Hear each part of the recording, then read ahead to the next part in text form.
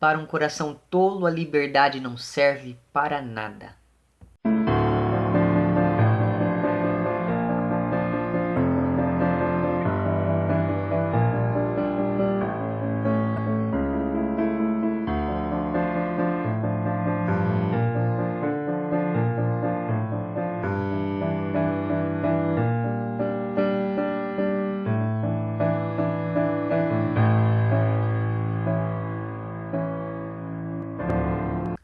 Olá pessoas, esse é outro vídeo meu aqui na internet e no vídeo de hoje então vamos falar um pouquinho sobre dois textos do Dostoiévski, que são eles A Senhoria, que é uma novela de 1847, e O Noites Brancas, que é uma novela de 1848. Pelo título deste vídeo você já percebeu que nós vamos falar aqui do romantismo dentro da obra do Dostoiévski, cujos representantes maiores são aqui essas duas novelas. Primeira coisa que eu tenho para dizer é que eu resolvi, essa novela aqui já tem vídeo no canal, vou deixar o link para esse vídeo lá embaixo. Só que o que acontece? Acontece que conforme eu fui lendo aqui o Noites Brancas, eu percebi que eu precisaria reler aqui para poder ver, ainda mais pensando que esses dois livros foram escritos ali num período de tempo muito curto entre um e outro, né? E daí eu resolvi então que eu precisava reler este livro aqui, e quando eu reli eu tive mais certeza ainda de que eu precisava comentar sobre os dois livros nesse meu vídeo. Então, e perceba que eu estou falando aqui que esses livros são livros românticos, não do ponto de vista de uma história de amor, mas sim de alguns pressupostos estéticos, de alguns pressupostos artísticos que são próprios da escola romântica. Então, vamos começar aqui numa ordem cronológica, vamos falar aqui um pouquinho sobre A Senhoria, que é, como eu comentei para vocês, um texto de 1847, e é um texto que ele traz vários aspectos românticos. Por quê? Porque o Dostoiévski ele vai apostar nessa mudança de perspectiva, nessa mudança de tratamento estético de um texto, sobretudo porque depois do sucesso que foi Gente Pobre, que já tem vídeo no canal, o link eu vou deixar lá embaixo também, ou melhor dizendo, eu vou deixar uma playlist lá embaixo com todos os vídeos sobre o Dostoiévski que eu fiz até hoje, então você veja lá. Enfim, depois do sucesso que foi ali o Gente Pobre, que é o romance de estreia do Dostoiévski, livros como, por exemplo, O Duplo e alguns outros contos que o Dostoiévski foi publicando na imprensa russa da época foram muito mal recebidos. Então, justamente por conta disso, ele resolveu mudar aqui o seu tratamento estético, mudar a sua forma de criar o romance, ou melhor dizendo, o texto, enfim, para criar aqui a senhoria. E para fazer isso, então, ele vai adotar vários aspectos que são próprios da escola romântica. Só que qual que é o problema? O problema é que isso não deu muito certo e esse livro também foi mal recebido. Por quê?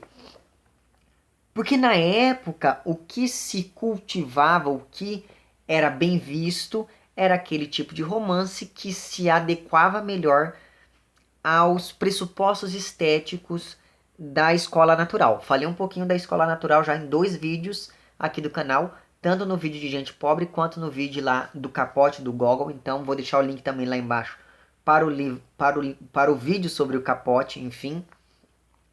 Então perceba que o principal ponto de embate entre esse romance do Dostoiévski e a crítica da época, que era uma crítica fortemente influenciada pelo Bielinski, que era uma das pessoas que era um dos idealizadores da escola natural, o principal embate desse texto com essa crítica e com o próprio Bielinski é que a escola natural, ela buscava fazer o quê? Ela buscava entender o indivíduo em sua relação com a sociedade. Então havia aquela ideia toda do ensaio fisiológico vinda lá da França, que era aquela coisa toda de retratar a sociedade, justamente para poder entender como que o indivíduo era influenciado por essa sociedade, como que essa sociedade condicionava o indivíduo a agir de uma determinada forma. Qual que é o problema? O problema é que aqui em A Senhoria, o Dostoiévski faz exatamente o contrário disso e mostra que muitas vezes o indivíduo ele não é condicionado apenas pela sociedade, mas ele também é senhor do próprio destino. Então, esse daqui é um livro que ele vai tratar basicamente o que ele vai buscar entender o conflito do indivíduo consigo próprio. Então, nesse sentido, o que acontece? Acontece que a culpa pelo suposto fracasso do indivíduo, que é aqui o personagem principal, não vem de fora, mas sim de dentro. Então, a culpa por ele ser a pessoa que é aqui o Ordinov, enfim, essa culpa não é porque ele vive em um meio que não o favorece. Essa culpa é algo intrínseco a ele. Essa culpa advém de embates que ele tem com a própria consciência, com a própria identidade que ele tem enquanto sujeito. Então perceba que essa é a primeira razão porque esse livro foi mal interpretado em sua época, porque as pessoas não concordavam com essa postura que o Dostoiévski coloca aqui nesse livro, que vai ser uma postura que ele vai aprofundar durante toda a sua obra, né? Basta você pensar lá em livros como, por exemplo, Os Irmãos Karamazov ou mesmo Os Demônios. Mas enfim, o segundo motivo pelo qual esse livro foi mal recebido é porque o Dostoiévski ele vai se utilizar de várias características românticas teoricamente sem nenhum critério, ou pelo menos sem nenhum critério aparente. Então ele vai colocar várias coisas que são próprias do romantismo, mas que poderiam não estar presentes aqui. E isso acontece, sobretudo, por quê? Porque esse texto aqui, ele é, digamos assim, ele é inspirado em um texto do Gogol chamado Uma Vingança Terrível, que por sua vez é inspirado na tradição folclórica ucraniana. Qual que é o problema? O problema é que, por ser inspirado na tradição folclórica ucraniana, o texto do Gogol, ele tem, digamos assim, uma carta branca para se utilizar de alguns elementos sobrenaturais. Então, o que permite que o texto do Gogol flerte com esses elementos próprios lá do romantismo gótico, que era uma coisa que flertava mais com o sobrenatural, é justamente porque ele está colado ali a essas tradições orais, a essas tradições folclóricas. Então é por isso que o Gogol pode ter essa liberdade. Qual que é o problema? O problema é que, enquanto é aceitável que o Gogol use esse tipo de elemento dentro do texto dele, não é aceitável que o Dostoiévski faça isso aqui. Por quê? Porque o texto dele, apesar de ter essa influência indireta, ainda assim ele vai tratar de um sujeito que mora em São Petersburgo, que era a capital da Rússia da época. Então, assim, os críticos não viam sentido em colocar esses elementos dentro de um livro que era teoricamente citadino, dentro de um texto que era um texto para descrever ali teoricamente a vida urbana. Então, esse foi um dos outros motivos pelo qual esse texto foi mal recebido. E quando eu digo que o Dostoiévski se inspira aqui no texto lá do Gogol, numa Vingança Terrível, a gente percebe essa inspiração em vários elementos que aparecem dentro da senhoria. Por exemplo, o nome da personagem principal, tanto em um quanto no outro, é Ekaterina, ou algo do tipo. Em ambos os livros a gente tem a temática do incesto da filha com o pai. Em ambos os textos nós temos a ideia de que o pai mata a mãe, ou enfim, faz algo terrível com a mãe para poder ficar ali com a filha. Em ambos os textos a gente percebe que esse pai ele tem uma figura que remete a questões sobrenaturais. Esse pai ele tem ali uma fama de ser bruxo. E em ambos os textos a gente percebe que esse pai ele consegue exercer uma influência muito forte sobre a filha, sobre a moça. Tanto que no texto do Gogol, essa influência é tão grande que a moça, no fim do texto, ela acaba completamente louca. Tamanha é a capacidade desse pai que ela tem de influenciá-la e de entrar nessa psique fragilizada que a moça tem. Então, basicamente o que? Basicamente nós temos aqui na senhoria a história de um sujeito que se chama Ordinov, ou Ordinov em si, que ele é o último membro de uma família aristocrática falida. Então a família dele sempre teve muito dinheiro e ele é o último membro que está vivo para contar a derrocada o fracasso dessa família. Só que antes de fracassar totalmente, ele ainda conseguiu ali ganhar o seu, então ele recebe uma herança de um parente distante ali, e essa herança permite que ele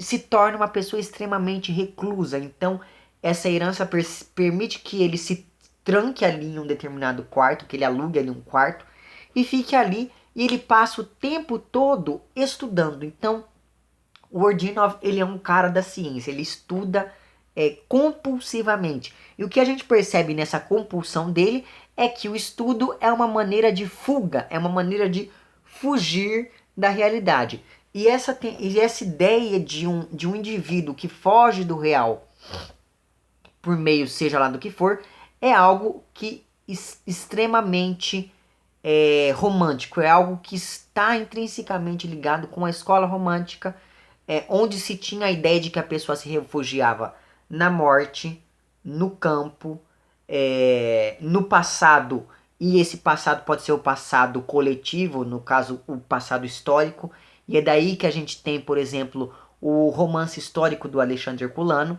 ou pode ser também um passado próprio, um passado individual, onde a gente tem a figura desse sujeito, desse indivíduo, se refugiando nas lembranças que ele tem da própria infância. Então perceba que essa temática da fuga é uma temática extremamente importante para o universo romântico, e a gente vai tentar entender isso em um vídeo aí pra frente, como que isso acontece dentro da literatura. Mas enfim, então o que a gente percebe é que essa compulsão dele pelo estudo é uma coisa que já vem de muito tempo. Ele sempre foi uma pessoa extremamente reclusa. Então o fato dele ter ganho essa herança só facilitou ele a conseguir ainda mais essa reclusão. Então perceba que ele sempre se sentiu extremamente afastado dos demais até o momento em que ele se vê em uma situação um pouco complicada, que é aqui quando o romance começa. E a situação um pouco complicada é a seguinte: a mulher que aluga esse quarto para ele tem que se mudar às pressas para outro lugar, e ele precisa se mudar também. Então o livro ele vai começar quando esse sujeito sai dessa reclusão e começa a andar pelas ruas de São Petersburgo para poder ali encontrar uma outra casa. E é nesse momento então que ele vai sendo comparado com a figura do Flaner, que é uma figura que nasce lá com o nosso amigo Charles Baudelaire. É nesse momento então que esse personagem do Dostoiévski, o Ordinov, passa a descobrir a cidade, ele passa a descobrir a realidade, ele passa a descobrir São Petersburgo, tal qual o narrador aqui de Noites Brancas, como nós vamos ver mais pra frente. Mas enfim, o fato então é que ele está ali rondando pelas ruas de São Petersburgo até que ele entra em uma igreja, e é nessa igreja então que ele vai conhecer a senhoria do título. Então ele está ali na igreja quando entra um casal, um senhor extremamente velho e uma moça extremamente jovem. Esse senhor se chama Murim, e o Murim ele é um comerciante falido que tem uma lábia incrível, ele é extremamente culto, e essa cultura, essa lábia fazem com que ele consiga manipular muito bem as pessoas, e essa manipulação acaba gerando uma fama dele ser bruxo, mas a gente vai percebendo que isso não é muito real, que a gente percebe que isso é mais assim uma intriga de comadres dos vizinhos ali, coisas do tipo. E esse talvez seja um dos personagens que mais aproxima esse texto aqui da questão toda do romantismo gótico, com aquela coisa bem sombria, com aquela coisa bem obscura mesmo. E é uma coisa que eu já ia esquecendo de comentar. O texto como um todo, ele é um texto extremamente onírico. Então, o tempo todo você vai se perguntar se o que está acontecendo é um sonho, se é um delírio, se está acontecendo de fato. Então é bem interessante a gente perceber como que isso vai sendo construído e como a caracterização desses personagens vai contribuindo para essa construção. Mas enfim, a outra pessoa desse casal é a tal da Ekaterina, que é uma moça que é extremamente fragilizada do ponto de vista psicológica. Então a gente percebe que há ali entre o Murim e a Ekaterina um sentimento de... Um sentimento não. Uma espécie de relacionamento abusivo, digamos assim. Né, em que nós temos essa mocinha que é extremamente submissa a todas as vontades do, teoricamente, marido. E daí, conforme a história vai avançando, a gente vai descobrindo por que isso acontece. Mas o fato então é que o nosso amigo Ordinov, assim que ele vê a moça, ele se apaixona perdidamente por ela e resolve que ele precisa fazer alguma coisa para estar perto da moça. Então o que ele faz? Ele segue esse casal pelas ruas de São Petersburgo até que ele consegue encontrar ali a casa deles e pede para alugar um quarto. Eles acabam ali, o Murim cedendo à insistência da Ekaterina, acaba então alugando esse quarto para o Ordinov, que passa a ser então ali o inquilino desse casal. E o que acontece? Acontece que isso acaba aproximando cada vez mais o Ordinov da Ekaterina. E aí, a partir dessa aproximação, a gente começa a entender um pouquinho o porquê dessa relação dela com o Murim. E o que acontece? Acontece que ela é extremamente submissa a esse sujeito. Por quê? Porque teoricamente ele consegue controlar ela utilizando... Ele é extremamente ardiloso, esse personagem. Ele consegue passar uma lábia nela ali e ela acaba acreditando numa história que é a seguinte. Ela acredita que o Murim é pai dela. Então a gente tem toda a história deles dois, de como que isso tudo aconteceu, etc, etc. Mas perceba que o tempo todo isso não fica claro. Por quê? Porque o narrador, ele não é um narrador extremamente onisciente. Ele vai, por vezes, assumir a perspectiva dessa personagem de tal forma que a gente só vai saber aquilo que ela sabe. Então, como ela própria não tem certeza, não tem como a gente olhar e falar assim, realmente é uma relação incestuosa. Mas o fato, então, é que o Murim acaba fazendo com que essa moça acredite que, de fato, ela manteve uma relação incestuosa com o próprio pai. E daí o que acontece? Acontece que com isso, ele começa ali a gerar nessa moça um sentimento de culpa cada vez maior. Esse sentimento de culpa que essa moça vai tendo acaba sendo um pouco prejudicial. Lembra, eu sempre lembro, quando eu vejo coisas assim, eu sempre lembro de uma frase do Saramago. Ele foi dar uma entrevista e daí ele disse algo do tipo: o pecado é um instrumento de controle. Inventámos o paraíso, inventámos o inferno, também inventámos o purgatório, que agora está um pouco desqualificado. E sobretudo inventámos essa coisa absolutamente diabólica que é o pecado. Quando a Igreja inventou o pecado, inventou um instrumento de controle, não tanto das almas, porque à Igreja não lhe importa nada as almas, um instrumento de controle dos corpos. Aquilo que perturba a Igreja Católica é o corpo. O corpo com a sua liberdade, o corpo com os seus apetites, o corpo com as suas necessidades, é isso que é perturba. E é mais ou menos isso o que a gente vai observando aqui nessa relação entre esse casal. Mas enfim, então, e uma coisa mais interessante do que tudo isso é perceber o seguinte: essa moça, por ela ter esse medo do inferno, essa coisa toda, ela acaba se ligando ao Murim, que representa essa figura de salvação e ao mesmo tempo de danação para a moça. Então ela passa vários momentos rezando compulsivamente. Só que ela sente prazer em rezar. E esse prazer acaba fazendo com que ela pense que ela está pecando de novo. Então ela reza para pedir perdão pelo pecado anterior, que foi o suposto relacionamento incestuoso. Mas dessa reza vem um novo pecado, que é o prazer. Então ela reza de novo e sente um novo pecado. Então ela vai nesse ciclo extremamente compulsivo. Então é bem interessante observar isso dentro do livro. E é claro, essa relação dela com o pecado e ao mesmo tempo com a possibilidade de redenção é tão doentia que faz a gente pensar nessa moça quase como ali uma masoquista. Há uma relação ali de quase um masoquismo entre ela e todo esse entorno que a envolve. Mas de uma maneira geral, a gente pode dizer que a senhoria se divide basicamente em 3 momentos, em 3 estágios da narrativa. O primeiro desses momentos é o momento em que o Ordinov parte do isolamento que ele vivia naquele quarto para a realidade, mas quando ele chega nessa suposta realidade, que é uma realidade simbolizada aqui pela figura da Ekaterina, quando ele chega na realidade, o que ele vai encontrar é uma atmosfera ainda mais onírica do que aquela que ele vivenciava quando estava isolado.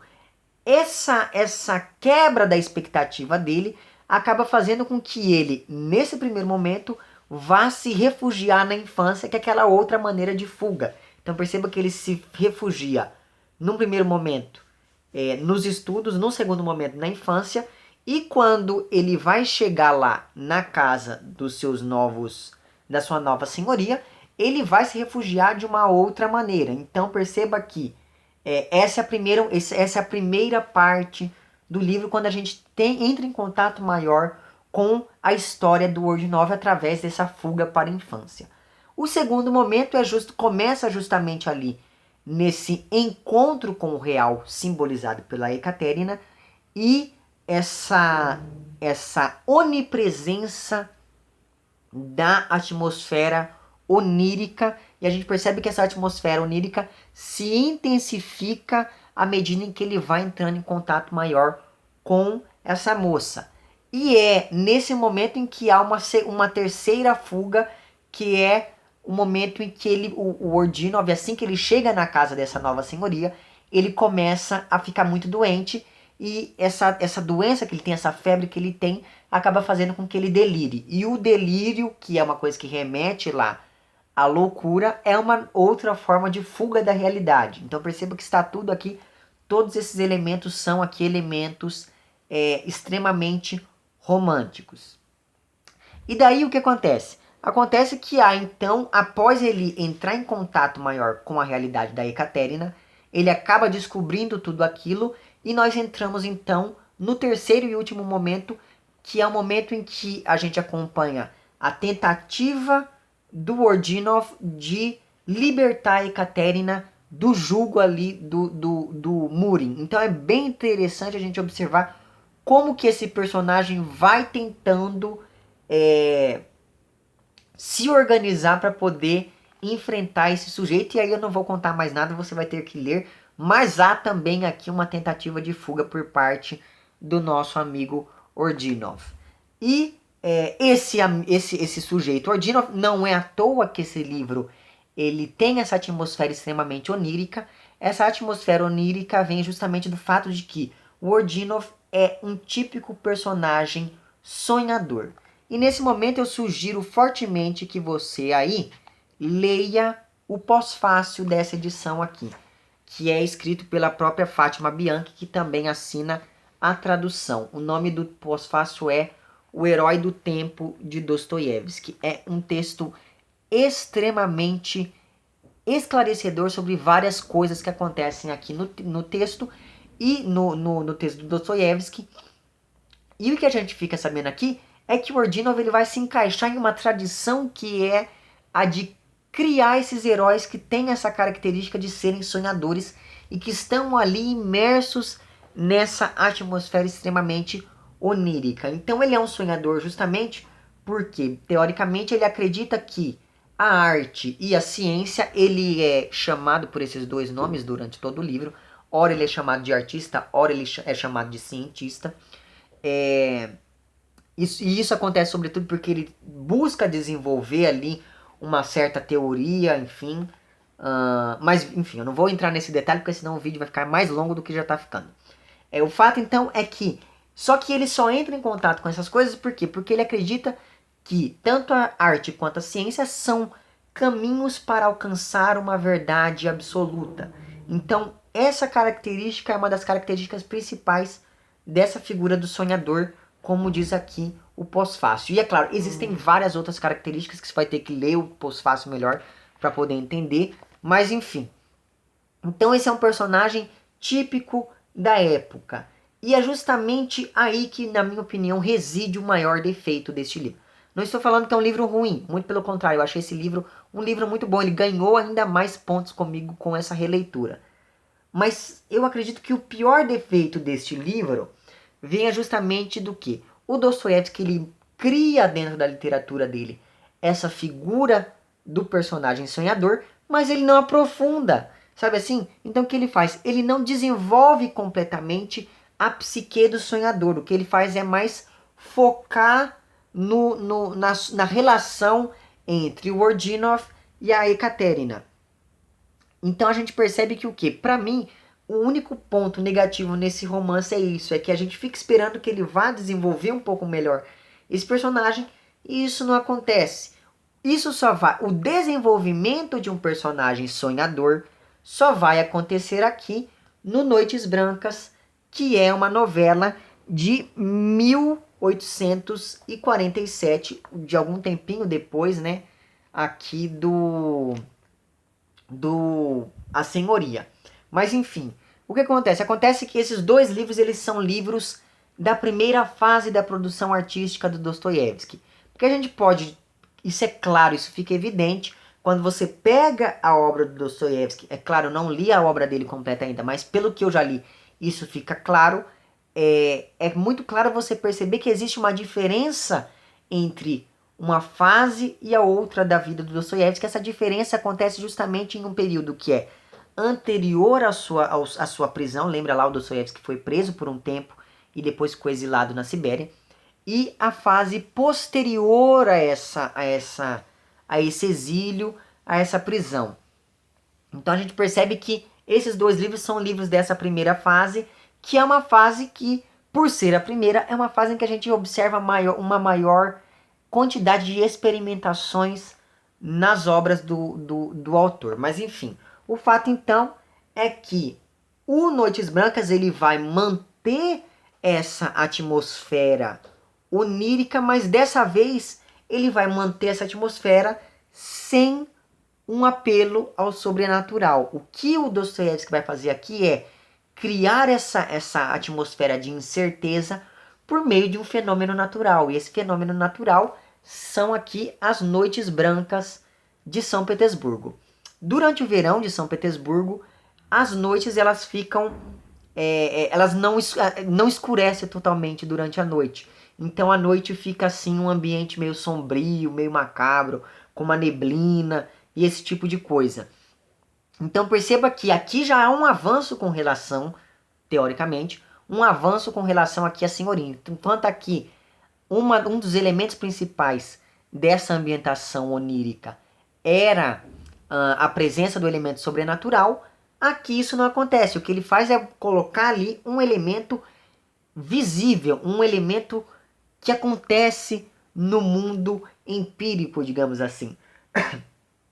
Então perceba que as Noites Brancas elas são marcadas sobretudo por essa neblina que encobre toda a cidade de São Petersburgo. E daí o que acontece? Acontece que a neblina ela dá pro texto essa característica de ser algo limiar entre o revelar e o sugerir. Então, em vários momentos aqui a gente vai se pegar perguntando: será que isso realmente está acontecendo? Tal qual nós havíamos visto aqui na Senhoria. Enfim, então perceba que essa neblina ela cria essa atmosfera de incerteza, e essa atmosfera de incerteza ela vai se intensificar ainda mais se a gente for levar em consideração que o narrador deste livro é um narrador que não tem nome. Então, nem o próprio nome, a própria ausência do nome do narrador já contribui ainda mais para essa incerteza que permeia todo o livro e que é um grande salto se a gente for comparar lá com a Senhoria, que também é um livro que tem seu valor. Eu não estou aqui desmerecendo a Senhoria, certo? Mas enfim, o fato então é que esse narrador, outra coisa que faz com que esse texto avance um pouco mais, e é aí que na minha opinião peca aqui a Senhoria, é o seguinte: enquanto aqui a gente tem um texto narrado em terceira pessoa, aqui nós temos um texto narrado em primeira pessoa. Então perceba que esse narrador em primeira pessoa é o próprio sonhador que conta a sua história. E como a gente sabe que ele é um sonhador? Porque Noites Brancas tem um subtítulo, e esse subtítulo é Romance Sentimental das Recordações de um Sonhador. Então perceba que nós estamos diante desse cara que resolve escrever as suas memórias. Então é bem interessante observar que essa mudança do narrador já é um passo além do passo que havia sido dado pelo Dostoiévski aqui na Senhoria. Por quê? Porque a partir do momento em que esse personagem assume para si a narrativa, a gente tem naturalmente um aprofundamento na psique, um aprofundamento na mente desse personagem, o que é um avanço, sobretudo se a gente for pensar nas características desse personagem sonhador. Mas enfim, o fato então é que o texto, o Noites Brancas, ele vai falar basicamente dessa história do narrador que durante... Eu esqueci, coloquei o óculos, aí vai ficar dando reflexo, né? O Noites Brancas, então, ele vai falar o quê? Ele vai falar desse narrador que durante o verão de São Petersburgo, que é uma época em que a cidade ficava ali praticamente deserta, o que acontece? Durante o verão de São Petersburgo, durante uma das Noites Brancas, esse narrador ele vai se encontrar com uma moça chamada Nastienka, ou Nastácia para os íntimos. Enfim, o narrador tem 26 anos e a Nastienka tem 17. Então é interessante observar como que essa diferença na idade entre os dois. E o que acontece? Acontece que o narrador acaba se apaixonando pela moça. Mas tem um problema. A moça é comprometida. Então, ao longo do texto, a gente vai acompanhando os encontros desses dois personagens por essas noites brancas. Esses encontros, eles acontecem em 4 noites. Então nós temos aqui o texto, ele é dividido em alguns capítulos, a saber, a primeira, a segunda e a terceira noite e amanhã. Então a gente vai acompanhando os encontros entre o narrador e a Nastienka durante essas 4 noites brancas aqui. E é a partir desses encontros que a gente tem entre esses dois personagens que a gente vai saber um pouquinho melhor da história de cada um, sobretudo da história da Nastienka. O que acontece? Acontece que quando o narrador encontra ela, ela está chorando numa ponte lá. Na ponte sobre o rio Nieva. O que acontece? Acontece que o narrador, então, começa a se aproximar da moça e fica sabendo que ela está chorando. Por quê? Porque o noivo dela foi para Moscou e não voltou ainda. E daí a gente vai acompanhando como que esse narrador, ao mesmo tempo em que ele se apaixona pela moça, essa paixão é tão grande que ele tenta ajudar ela a dar um jeito na vida, a poder ali lidar com essa situação. E eu não vou falar do que acontece. Mas enfim. Então a gente vai observar, a gente vai acompanhando os encontros desses personagens aqui ao longo dessas noites brancas de São Petersburgo. E algumas coisas que são bem interessantes é que logo no início a gente tem uma temática que é uma temática que, apesar de aparecer aqui no romantismo e aparecer, por exemplo, no Baudelaire lá, que é um poeta meio controverso, mas enfim, é uma temática extremamente moderna, que é a temática da solidão na metrópole. Durante as primeiras páginas aqui do Noites Brancas, a gente vai acompanhar as perambulações deste narrador, que, a exemplo do Ordinov, ele sai do seu isolamento e passa então a descobrir a cidade de São Petersburgo. Ele vai ao encontro do real, representado por essa cidade. Então a gente vai observando que durante esse primeiro momento há uma grande reflexão sobre a solidão do homem moderno, a solidão do homem na metrópole, na cidade grande. Então é bem interessante observar como isso já estava sendo tratado aqui pelo Dostoiévski. Mas enfim, então, tal qual o Ordinov, esse daqui também é um cara ligado ali a uma busca pela ciência, a uma busca pelo conhecimento, mas a gente percebe que não é em uma tentativa de fuga tão forte quanto acontecia aqui no personagem da Senhoria. Mas enfim, o que acontece? Acontece então é que a gente vai acompanhando tal qual o que acontece na Senhoria, como eu estava dizendo, esse personagem que tinha toda essa perspectiva do estudo e essa coisa toda, partindo em busca do real e encontrando o real por meio do encontro com uma moça. E essa moça, pelo menos isso fica mais claro aqui, essa moça ela vai ser meio que a personificação da cidade. Na página 16 fica clara essa identificação entre a cidade e a moça no momento em que o narrador vai comparar a cidade a uma moça e logo em seguida ele encontra a Nastienka. Então fica sempre essa dúvida de que será que a Nastienka é a personificação da cidade? Porque se isso for, a gente pode confirmar ainda mais essa leitura de que é esse personagem que sai em busca do real e encontra esse real por meio do encontro com essa personagem feminina. Então na página 16 é dito o seguinte, no segundo parágrafo. Há algo inexplicavelmente comovedor em nossa natureza petersburguense quando, com a aproximação da primavera, ela mostra de repente todo o seu vigor, todas as forças que lhe concedeu o céu, e se cobre de veludo, se embeleza e se adorna com as flores. Involuntariamente ela me faz recordar aquela moça seca e enfermiça para a qual você olha às vezes com piedade, às vezes com uma certa compaixão e às vezes sequer a percebe, mas que de repente, num instante de modo involuntário e inexplicável, aparece surpreendentemente bela. E você, pasmo e encantado, sem querer pergunta a si mesmo: que força fez esses olhos tristes e pensativos brilharem com um fogo assim? O que trouxe sangue para essas faces pálidas e ressequidas? O que regou de paixão esses traços delicados do rosto? Por que arfa esse peito? O que trouxe tão subitamente a força, a vida e a beleza para o rosto dessa pobre moça, fazendo-a brilhar com um sorriso assim e animar-se com um riso tão brilhante e ardente? Então a gente percebe aqui que desde o início ele vai comparando a cidade com essa moça e logo em seguida ele encontra a moça já. Então é como se fosse ali uma personificação da cidade mesmo.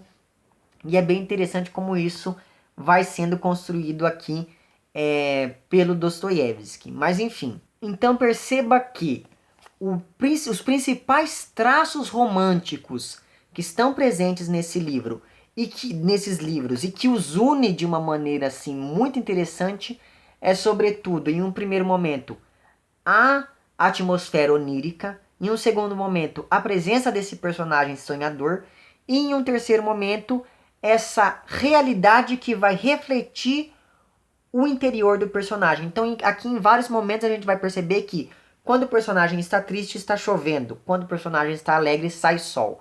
Quando o personagem está com raiva, o tempo começa a trovejar e esse tipo de coisa. Então esse reflexo, essa natureza que vai refletir os estados da alma do personagem, que é uma coisa bem romântica, vai estar presente aqui em ambos os livros. Mas aqui no Noites Brancas, só para encerrar, que esse vídeo que já está enorme, uma coisa que fica bem clara é que tem uns momentos aqui em que ele vai citar vários autores românticos ao longo de todo o texto, mas tem um momento em que isso acontece de uma maneira um pouco mais clara.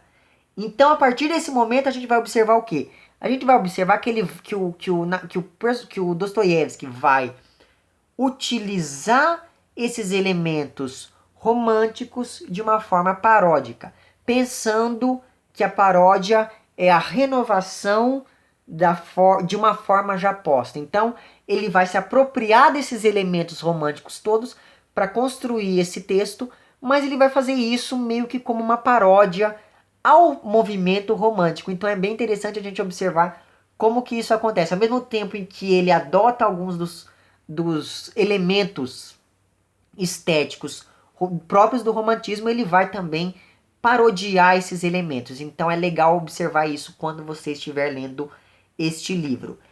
Mas só para citar um exemplo aqui de como isso acontece, é a figura do próprio narrador, que é um cara extremamente romântico. O narrador deste livro aqui talvez seja o elemento mais romântico do livro todo. Mas diante da realidade que o circunda, diante da relação que ele tem com a Nastienka, a gente observa que esse romantismo desse personagem, esse romantismo desse narrador, acaba por transformá-lo em um sujeito extremamente ridículo. Então, enfim, quando você pensar aí no Dostoiévski, pense também que ele também escreveu romances românticos, ou melhor dizendo, textos românticos, e fica aqui a dica desses dois textos extremamente bons. O que eu sugiro que você faça é que você leia A Senhoria e logo em seguida você leia aqui o Noites Brancas, porque esses textos eles se complementam e dá pra gente observar um extremo amadurecimento na escrita e no processo de organização textual que o Dostoiévski aplica em um texto e no outro. Então é bem interessante ler eles nessa sequência para poder observar melhor isso. Certo? É isso então. Se você gostou do vídeo, não esqueça de curtir e de compartilhar. Caso não tenha gostado, não esqueça de dizer lá embaixo por que não gostou. Se você está inscrito no meu canal, muito obrigado pela sua inscrição. Caso não esteja inscrito, se inscreva também lá embaixo. É isso então, um abraço para vocês todos e até o próximo vídeo. Tchau.